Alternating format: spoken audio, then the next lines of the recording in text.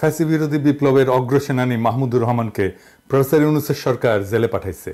এই মাহমুদুর রহমান সেই বিরল ব্যক্তিত্ব যিনি হাসিনার শাসনের শুরুতেই ফ্যাসিবাদের উত্থানকে সঠিকভাবে চিহ্নিত করতে পারছিলেন, যিনি একাই প্রতিবাদের মশাল জ্বালায় রাখছিলেন। কেন তাকে নেওয়া হলো জেলে? অনেকেই আইনের কথা বলতেছেন। এই সরকার মাহমুদুর রহমানকে আইন দেখাইছে। আমরা প্রশ্ন করি, এই সরকারের আইনি ভিত্তি কি? আমরা ধারাবাহিকভাবে হাসিনার সংবিধান বিলোপের পক্ষে কথা বলছি। অন্তর্বর্তীকালীন সরকার হাসিনার সংবিধান বজায় রাখার সিদ্ধান্ত নিছে, যা এখনো দেশের সর্বোচ্চ আইন। এখন এই সংবিধানে এই ধরনের অন্তর্বর্তী সরকার গঠনের কোনো বিধান আছে কি? নাই। সুতরাং কঠোর আইনি অর্থে ইউনূসের সরকার সংবিধানের অধীনে অবৈধ।